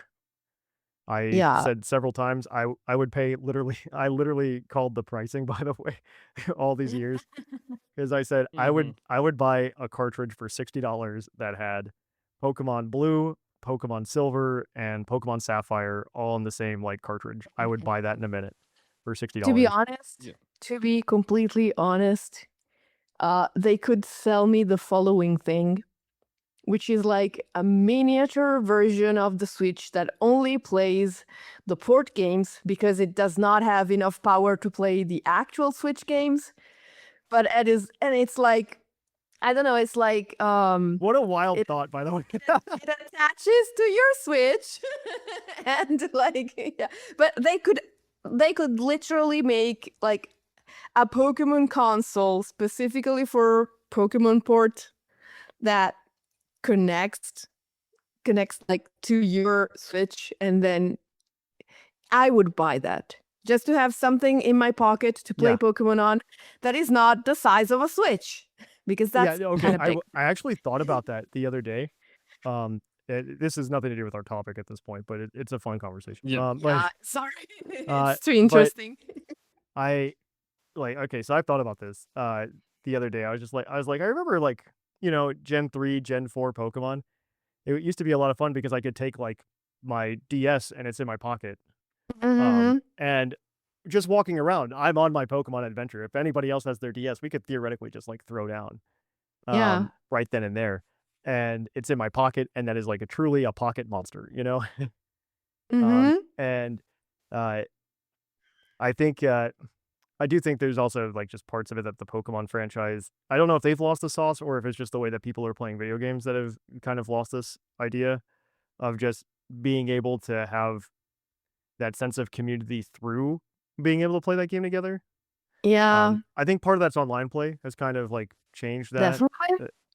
Right? I think about Pokemon Champions, and even if I brought my Switch with me, and I bumped into somebody on the street, and we both had our Switch for some reason because we're walking on the street with giant Switches. And we couldn't battle each other with Pokemon Champions on the street. Yeah, exactly. We'd have to go find an internet connection. So at that point, you might as well just whip out your phone and play it on your phone. Yeah. So I guess maybe that's the way now. Like I've got my phone. I've got Pokemon Home on there. I've got Pokemon Champions. Exactly. Maybe they could like let you play. Man, you just made me feel a lot better today. So on your phone, you could put the ports on your phone but make it official instead of an emulator. Actually, that's you make an app that connects to the Switch, and you play the port, and it like connects to the Switch when you and it updates your save file or something like that. Man, okay, now you're talking the dream, and I don't want to do this because I'm gonna get sad when it's not the case. Yeah, I'm sorry. Because like I've seen a lot of people talk about. I've watched a lot of content about this over the past week and a half. I've seen a lot of people talk like doomsday about there being some kind of subscription service that'll be announced for old games or something like that. Well, I don't think it'll happen. I think it'll just be pay me $20 for this port Thatch. No. I think that is the very realistic thing of what will happen. So take that for what you will. But I think that's like a really cool solution that is probably not going to happen, but it's a cool solution. Yeah. I mean, it's just like, because to them, the Switch is something that you pick up and carry outside of your home. But realistically, for most people, that's not a very practical size for a portable, quote unquote, console. No. I mean, it's portable in the sense that I don't have to plug it into a TV, I think is my answer. You know what I mean? It's not something I would carry in my pocket or in my purse every day of my life as a regular thing. Absolutely agree. Yeah. But yeah. I mean, yeah. So, I mean, this is probably something that's like over and underhyped is the Pokemon thing. But yeah, pretty much. Yeah. I do think people being upset about the ports is also like even just BDSP to kind of go back. I think that's definitely over like how bad they are is overhyped. I don't know. Yeah. I think they were a great solution, and I would have loved to have seen Heart Gold Soul Silver done in the same way. Especially, the thing that brings me a lot of hope going forward is really the fact that they gave us Leaf Green Fire Red, Mm-hmm. which means they're not scared to be like they're not scared of like the remakes existing, Yeah. which I find really reassuring and comforting. Because my feeling has always been when they get to the generations where they already had a remake, like, do we even Mm-hmm. care about that game? They re-released the Game Boy versions of Red, Blue, and Yellow. They re-released, Yeah. Gold, Silver, Crystal on Virtual Console. They didn't re-release Heart Gold, Soul Silver or anything. Yeah. But I don't know. I'm comforted. I don't know. I'm Mhm. not worried about that. And yeah. Anything else that you think is overhyped or underhyped, by the way? In the Pokemon community. If not, we can move on. But I think we I think definitely. we hit a highlights. Yeah, I think we overhyped our ability to stick to this topic when we started. Well, we do. I mean, it's like the shadow overhead, right? Like it's on everybody's mind. It's on everybody's mind. So I'm not super. I don't know. I'm not upset or super worried, and I understand the feelings of like frustration. At this point too, Yeah. like I've just been through it enough times that I'm okay. Like Pokemon will be okay Yeah. long term, and I don't think, especially as of late, as like I think about it, I don't think they actually disregard the past as much as I think they do. Yeah. And maybe I overhyped that in my head, like they're like how much they want to disconnect from the past. I will warn them though, if they don't do something about an anime soon with like a really prominent Pikachu, can Pikachu stand up as your like mascot? I don't know. Yeah. Ash Ketchum was doing a lot of the heavy lifting there. Yeah. So, all right. Well, that's going to be our topic today. We'd love to know what you think is overhyped or underhyped. And of course, Pokemon Bank or whatever's on your minds, we'd love to hear about as well. So you can send those into us at puclpodcast@gmail.com. But right now, it's time for us to kick it on over to our Poke Quiz, where we're going to quiz your co-host on their insane Pokemon knowledge.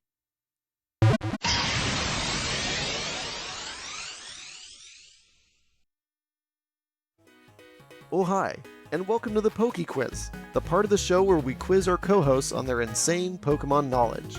I'm Mark from the Dunsparce Gang, here to explain the rules. Our fabulous co-hosts will work as a team to answer 5 Pokemon-themed trivia questions that fans have submitted on the Discord server.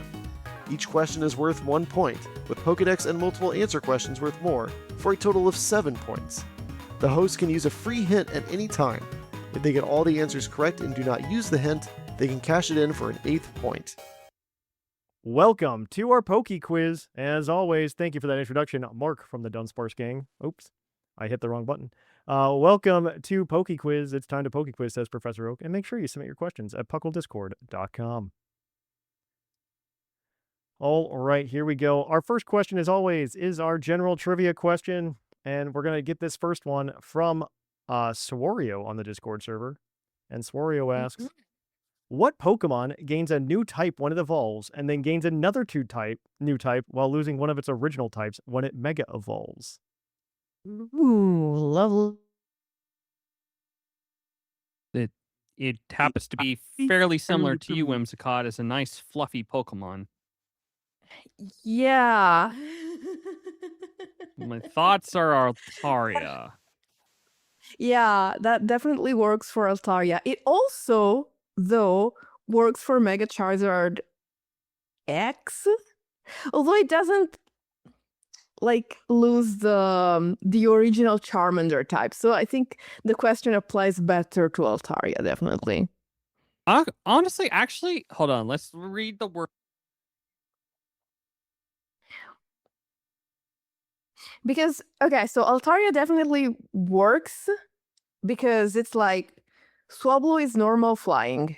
Then Altaria becomes dragon flying. And then it loses the flying going to Dragon Fairy. So the original types of Swablu are like both lost. But it does lose Charizard one doesn't. while it Oh, there evolves. we go. Hi.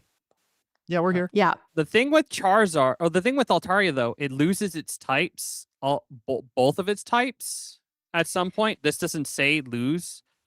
I think that's what it means. I think Charmeleon that's to what it means, Charizard. though. It means because the way it's worded, it just says gains a new type. Well, Charmeleon gains flying from Charmeleon Yeah, to Charizard, then loses flying, gains dragon for Charizard X. but it's Mhm. not one of So- the original typings. So, But it gained. Oh, you're right. Original I'm type. gonna need an answer. The timer's almost jeez. gone. We'll go Yeah. Altaria. yeah. Yeah, because Altaria's flying. The Yeah. Altaria line's correct. Swablu. It's Swablu. Yeah. Yay. Yeah. You guys are 1 for 1 there. Semantics are really tricky on that one, surprisingly. Like, oh Very yeah, obvious, but like, Yeah, very tricky.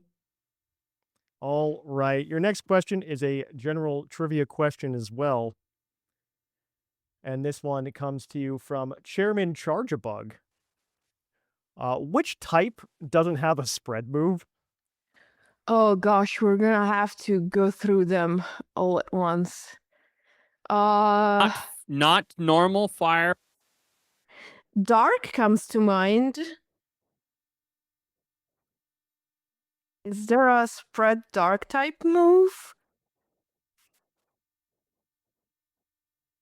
I can't think of one, and because Bug. Bug has like toxic thread and stuff like that. Mm, And, If it's and not like String such- Shot. String shot definitely is a spread move. Yeah.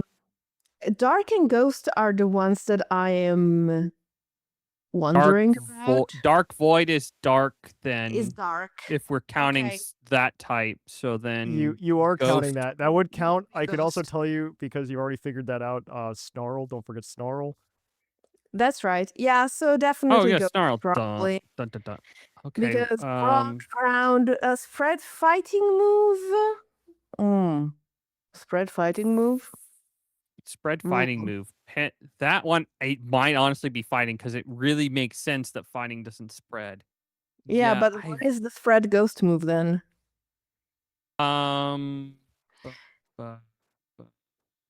Ghost. You have Force. Curse. Do you guys know? I think it's either I'll say it's either ghost or it's Oh no fighting. wait. Because there's Calyrex Shadow Rider's signature move. Oh is yeah, there you go. Yep, So, that's yeah, it's spread. fighting. Then yep, go back to fighting then. From Garage is spread, so it's fighting. Yep, fighting. Fighting is, in fact, correct. It Okay, is we fighting. made it. No spread moves. No spread moves. Dragon also has one, by the way. Reggie Drago's Yeah, Break and attack. Swipe.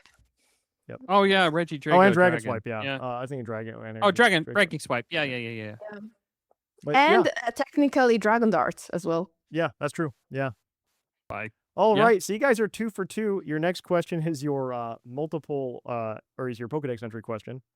And this week it comes to us from Doctillery. And the first one is from Pokemon Y. It has a mischievous spirit. If it spots an angler, it will tuck on the fishing line to interfere. Ooh. It has a So, mischievous spirit. If it spots an angler, it will tug on the fishing line to interfere. something that is mischievous and lives underwater. I have a guess, and it may or may not be the fact that this guy that this comes from Doctillery. That Octillery could be a fairly good answer here. Could be. I was also thinking of Frillish because ghost types are usually mischievous. That's true too. But it is true that Octillery's tentacles would be a little more apt at pulling on a fishing line than Frillish's. So I'm good with Octillery being our first guess. Like, I know that most of its Pokédex entries are usually about shooting really powerful moves, but octopi are playful, so So we're going to start with Octillery. I'm okay with that if Shark is. All right. Octillery, we'll move on then. Your next entry is going to be from Pokemon Scarlet. Old folklore in Kitakami tells a mischievous child was reborn as a Pokemon. Oh. Okay, not Frillish, definitely, because it's not in the game. It's not in. And it's specifically an entry from the DLC, so it's a DLC Pokemon. It's a DLC Mon. Or a Pokemon in the DLC decks. They do reuse those. Exactly. That's true. They do exactly. use the decks. Think here. It's ghost type. That.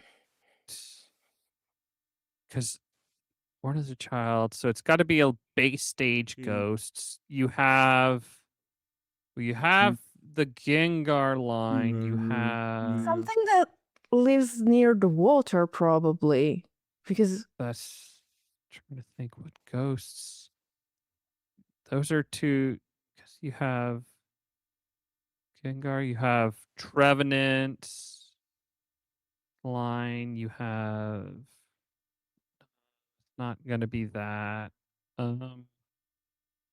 Lit. Yeah, you could get Litwick up on the mountain. yeah, Duskull. You can get up there too.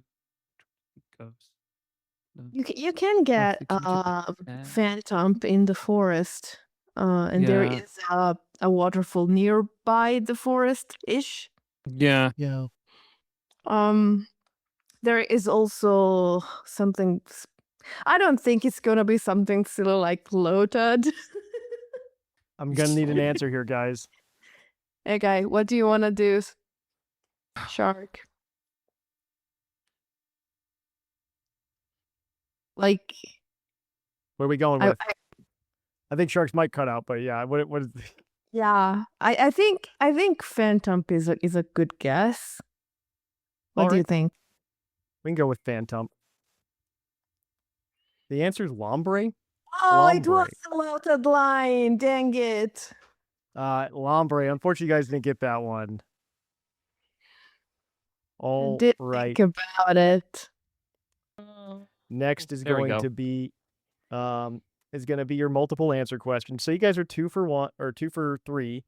So you guys get 3 you guys get 3 points here. I believe there were like, oh man, a bajillion answers. Now I need to double check my notes. There were a bajillion answers on this one. 1, 2, 3, 4, 5, 6, 7, 8, 9.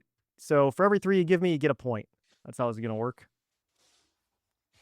All right, with this, here we go. This is from Reptile. What are the 9 moves that cannot be used under the gravity effect? And then 3 strikes and you're out and all that jazz. Okay. Let's start with Fly. Fly. Yeah. Lock that in, Fly. Fly is, I believe, correct. Let me double check though. I believe it's correct. That is correct. Fly is correct. That is 1. I want to Then say Sky Drop. Sky Drop. Yeah. Sky Drop is 2. Bounce. Bounce is Yeah. 3. Jump Kick. Jump And Kick high is jump 4. kick. And then High Jump Kick. Yeah. High Jump Kick is 5. Okay, that's all I have in the initial. Okay. Okay. Wait. Does Splash count? That would be Does hilarious. Splash count? Honestly, It should, guess if that. it Lock doesn't. that in. 'Cause Splash it's- does count. That is 6. That's honestly hilarious. Other hopping moves.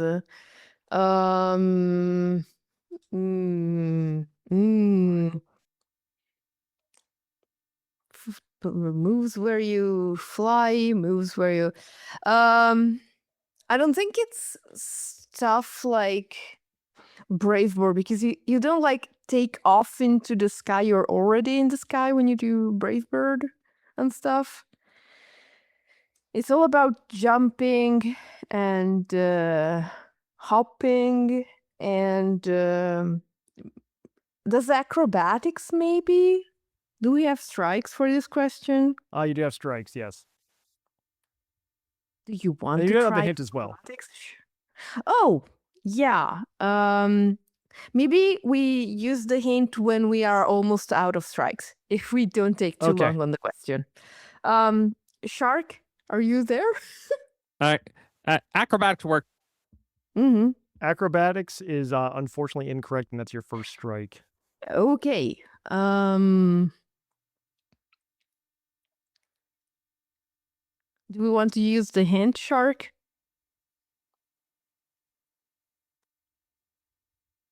You should use the hint. So the 3 you're missing. Yeah. These are probably the ones you would Yeah. not think of. So this is probably why you haven't gotten them. So the 3 that you're missing are the following. You have one that is used to be, I think it still is a signature move of a certain Pokemon who just recently gained a Mega Evolution. Maybe Holucha, yeah. Yeah. So Flying Oh, Press. flying Flying press. Press. There we go. Yep. Well, one of them helps electric type Pokemon float. Magnet Rice. Magnet Rise. I'm just handing these to you. It's fine. And the last one is a I think it used to be a signature move for like Kadabra. Oh, telekinesis. Oh wait, no, it didn't. Telekinesis is correct. Yeah, telekinesis, not kinesis. Yeah, again, things that make you float. Yeah, there. Yep. All of them. Yeah. Yeah. Nope, that makes That sense. is that is all 5. So bounce, fly, flying press, sky drop, jump kick, high jump kick, magnet ride, splash, and telekinesis are the answers. All right. Sweet. Well, our last question is your base deck question. As always, you guys are 3 for 5. So you guys can get your 6 point here. This one is from Gigasaurus Games. Which fully evolved rock type Pokemon has the lowest base defense?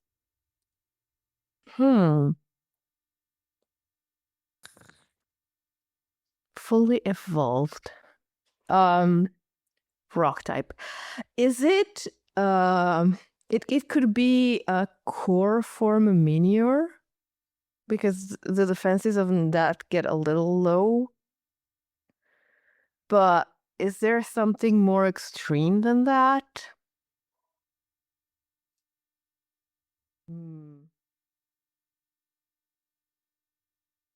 Shark, if your mic is working, do you have any ideas? Yeah, there we go. Oh, sweet. It just comes. It's literally coming in and out right now. I don't That's know. so what's weird. up. We'll have to take a look at the Lycanroc, break. maybe. Could be Let's also. trying to think. Weak rock. Shuckle is too high. Those are. I think I'm getting all the high ones. What's the small ones? What's the frail? Like lean. Because I was even thinking of like Mega Diancie because all of its stats get turned around. Oh, that's no, 60. I think poor Minior Broken is so far the best. I think Yeah. that one is base 50. I think Mega or Diancie or like Mega Diancie is like still like 50 or 62. But I'm trying to think of yeah, anything else. it's not that bad because It's not Aggron. still It's has not Mega Crustle, stats. It's not. So It's not Aeron. It's not the Soul Rock Lunatone. It's not. What's new ones? What are new rock types? Glimmora It's not is a frail. Neolego. Oh, Neolego maybe. Ooh. Yeah. Is that what you're That's going with? Ultra You're about out of Beasts. time? I say that one because I think it's like 47, just a smidge under 50. 47? Nihilego. I mean, it's probably not. I mean, you're out of time, so yeah. that's the one you're going with, and that's Yeah. correct. Okay. Nihilego Lock has that a in. 47 base defense, so you're correct. Rampardos 60, not base 60 50s. as well as many of your core form 60. So you guys got those as well. Yeah, well. So I with feel that, you guys got 6 points. That's pretty good. Go. Pretty good. Let me go ahead and pull up our answers here, and get us the. Oh, I have to find the leaderboard link. I forgot to pull that up. I'm gonna get it. We're gonna get it. Copy that. but yeah, you guys got 6 points. That's pretty good. 6 points is a reasonable amount of points to earn in this tournament of skill and champions. Oh, keep the score. Let me get into the leaderboard, please. Log in. There we go. I don't remember what the password is. We're gonna guess. That's correct. Cool. All right. You guys got 6 points today, so that does change up our. I don't know if it actually changes it up. I'm just saying those words. Yeah. Let's see. Actually, it does change up the standings. So we got that going for us, which is neat. So we're gonna go ahead and announce those points. So in first place, we've got Linian with 69. Nice. We've got Jushiro in second place with 60. In third place, we have Seth Vilo with 53. New to the top 4 today, we've got Sharkfinnagen with 50. In fifth, we've got Claude9 with 48. In sixth, we've got Whimsicott with 44. In seventh, we've got Sigma with 42. In eighth, we've got Bo with 23. In ninth, we've got Sublime with 7. And in 10th, we've got Mark with 5. So with that, yeah, top 4 at the end of November get to go to the Tournament of Champions that airs around Christmas. So they can go fight over their $25 gift card to the Olive Garden. You just said that specifically because I'm here. Yes, yeah, to the Olive Garden. Endless breadsticks. Somebody likes that. I don't know who. Somebody. All right, well, with that, guys, we're going to go and kick it on over now to our mailbag. All right.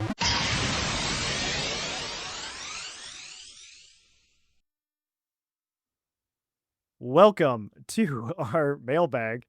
Shark is shaking with excitement on the screen. Woo! And with that, we're going to go ahead and go and get into some emails. But as always, this segment is brought to you by the fictional energy drink Green Toros, the energy drink that gives you hooves. Hoofs! There we go. And as always, we'll give the Green Toros badge to anybody we deem worthy. You can, of course, send us an email at puclpodcast@gmail.com, and we might read your email on the show. We got a few of them this week. We had a couple different questions. One, how do you feel about Pokemon Bank? All those other things. How do you feel about your top 5, bottom 5 Pokemon that need an evolution or shouldn't have gotten an evolution or gotten an addition to their evolutionary line? Yeah. So we're going to go ahead and get into it. Our first email this week is going to be from Chairman Chargerbug, and I believe I'm giving this one to Whimsicott. Yep. Chairman Chargerbug says, "Hello, friendos. I wanted to write regarding the Pokemon Bank changes and thoughts on ports. Firstly, I wanted to respectfully disagree with your opinions regarding Bank. Pokemon can do whatever they want at the end of the day. It's their franchise, and of course there will be issues and upkeep with maintenance. But I think telling displeased and upset fans that this affects no one and you will be fine, and to not worry, is pretty disparaging. What I enjoy most about Pokemon is that people engage in the franchise differently, and it felt like putting down a subset of the fanbase was unfair. I liken it to when Champions came out and a lot of the hosts of the show were upset and complaining that it wouldn't include 6v6 singles. Now, I despise singles. I find it boring, lengthy, and soul-focused, but I wouldn't dismiss someone else's opinions and preferences on how they want to play. Goals like ribbon hunting are one thing, but having rare ones like shiny Celebi from Crystal, etc. unable to be brought into home just sucks. Also, cost prohibitive is, in my opinion, a weak excuse, as there's plenty of fans who have collected the games and the peripherals for 20 plus years. I think using it as an excuse to disconnect these games from modern Pokemon is flimsy at best. It is what it is at the end of the day, but I want to respectfully call out that I disagree with the comments responding to people's frustrations when you'll be alright. Especially when we don't know that there will be ports or what ports might be made or when they might be made. I mean, this is all fair. It's like, yeah. I see Shark trying to talk. Points. Are you there, Shark? Yeah, I was just background noise. Sorry. Okay. I'm good. No worries. Yeah. All right. Yeah. I mean, I agree. I agree that it's hard without knowing, and I would say that this is kind of par for the course for TPCI. Yeah. Only because they have historically been very bad about communicating their plans. I don't know if it's because they believe it's going to be some really crazy and cool reveal. I harken back to Dexit, where honestly, if the roadmap that we have now would have been revealed to me, I would have felt very okay. Yeah. Where every Pokemon's going to be available on Switch, you can still bring things up to home, and then things can go in and out, and you're going to have a good time because you're going to be playing a different game all the time, and you're going to just want to hang out with those Pokemon. So I don't know. Exactly. I think doing something like that again for this situation would be helpful, but I don't think they will because it's Pokemon and they like to keep things secret for a reason. I don't know. Yeah, it's just something that Japanese companies do, honestly. You're right. Like, you as a fan in their worldview are supposed to trust the process. Yeah. Which us Westerners are not as good at doing as Japanese people. So Yes. Yes, that is very true though. Very, very anyway, true. the last bit of the email is regarding ports. Heart Gold and Soul Silver are my favorite games. While I didn't love BDSP, I'd be fine with remasters. Pokemon isn't a game with a massive reliance on touchscreen, and I feel most of these could be adapted to Switch. For example, PUCL could be adapted to use regular controls. I just don't want weird BDSP chibi characters. LOL. Yeah, I feel that. The dream is still make Pokemon collections with series of games, but I'm highly doubtful that will be made. Always your friend, Chairman Chargerbug. Cool. I appreciate that. Yeah. I appreciate you, Chairman Chargerbug, for trying to make that happen. Shark, are you trying to say something, or are we missing out on you? No, I'm good. Okay, cool. I'm good. I just see your guy bouncing, and I didn't know if you were just trying to fix it or not. I think with the new settings, it makes me a little more sensitive, which is, I mean, if I'm moving, that's a good thing. If I'm not moving, then there might be a problem. As long as I'm moving, it's good. We trust All right, the process. sounds good. All right, this next email is going to be from Tamal, and I get to read this one. How dare you leave us for a week, Thatch? I left for 2 weeks, but it's okay. Yes, you've got important life events happening, but I need my weekly podcast. Puckle is in my top 50 podcast of all time, so taking a week off is unacceptable. I don't know if that's a compliment or not. I was just about to say, So here's my top 5 Pokemon that need an evolution, and my 5 that need some removed, but this is purely to deal psychic damage to Thatch. I did not screen this one. I should have screened it. Top 5. 5. Every Pokemon in the Hisui Dex, but you can only evolve them with items or methods found exclusively in the Hisui region in Pokemon Legends Arceus. Patch the old game to add them all in. Don't patch the new games and never make them available in Winds and Waves, or ever. PLA only. That does bother me. Charizard. Charizard is the coolest Pokemon in the world. He's a big, scary orange dragon that has big wings and sharp teeth and breathes fire, and I never mentally matured past the age of 8, so I still think he's the coolest Pokemon. Okay, that is all objectively true about Charizard, by the way, but... 30 years later. Plus, the best champion, Leon, uses one, and Leon is awesome and never gets lost and never steals a spotlight in Sword and Shield, so obviously Charizard needs an evolution, where he turns black with blue flames and can destroy the world or something. His name should have a lot of X's in it, because the letter X is also cool.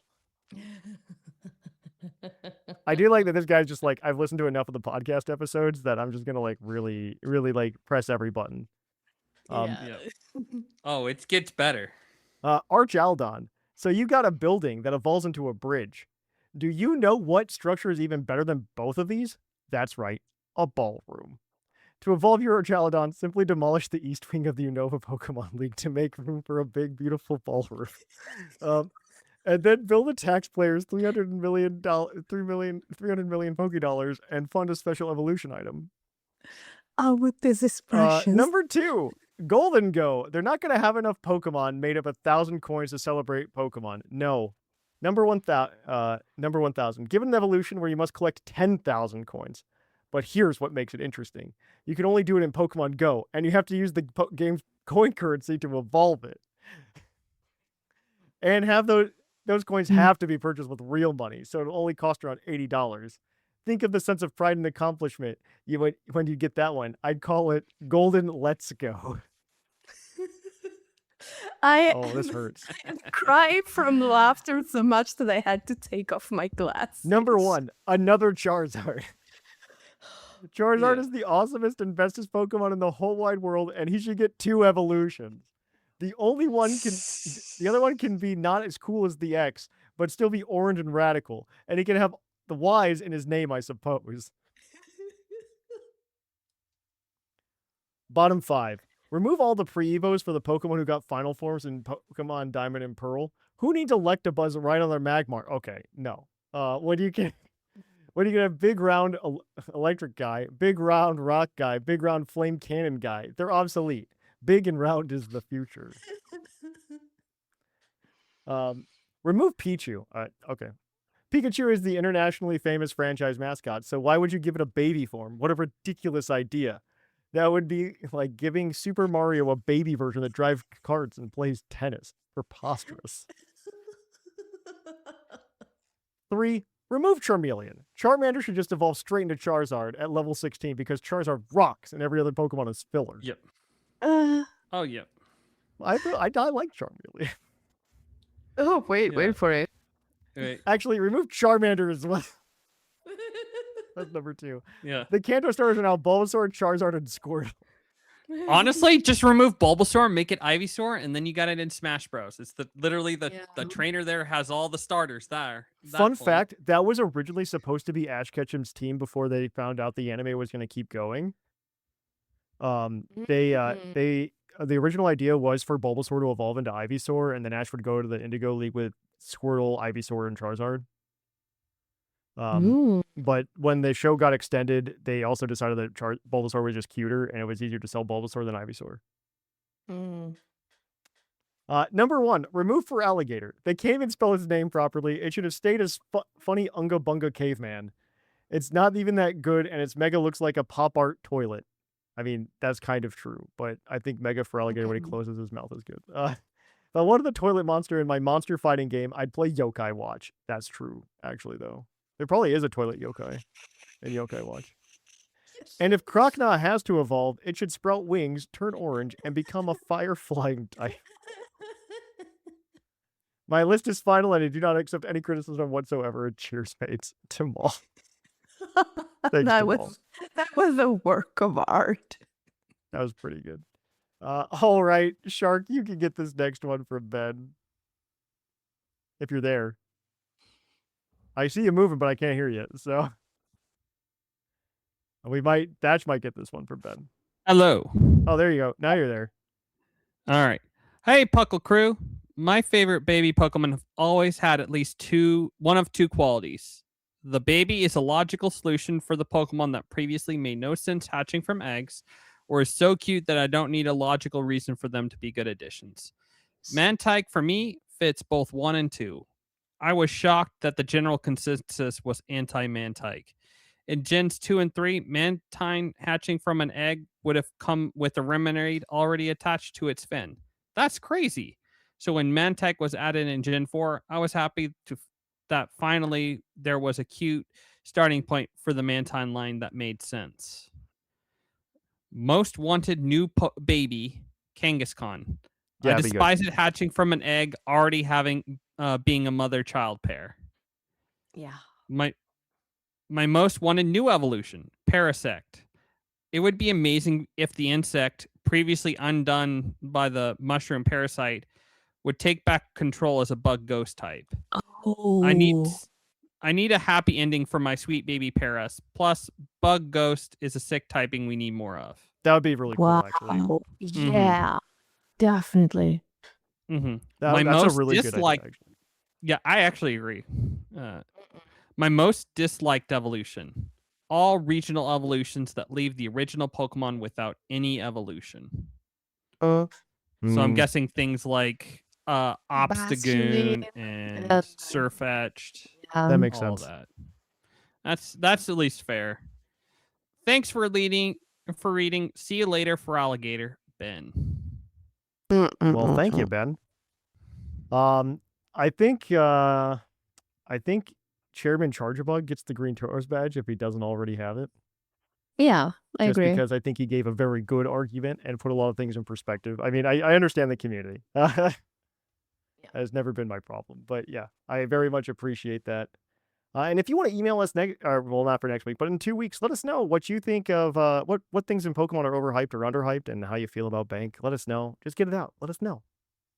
At puclpodcast@gmail.com. But if you want to keep up with us throughout the week, the best way to do so is to come to the Discord at pucldiscord.com. I'm working on some new toys that I can't wait to be ready and show everybody, where you can like do like cool badge stuff and a bunch of other things and on the Discord. So if you watch the stream, you got to see some of that.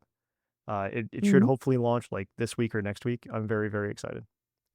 And then, of course, if you want to come and watch the show and keep up with us on social media, you can do so over at Twitter, Facebook, Instagram, and the other one, Blue Sky. You can also follow us over on YouTube at youtube.com/puclpodcast if you're not already. Subscribe. It helps us out. You can also go ahead and find us over at Twitch at twitch.tv/thepuclpodcast. I stream on Twitch and YouTube, typically on Wednesday nights, and it's always a good time. It's always a vibe. And if you want to help support the show, you can get ad-free podcasts, extra shows like Puckle's Game Corner over on our Patreon at patreon.com/puclpodcast. But with that, that's everything. And I have been Trainer Thatch. I have been the Fluffiest Whimsicott. Finnegan. And there's Sharkfinnagen. He said it. Yeah. I've been Shark. And here in the Lavender Town Radio Tower, it's closing time.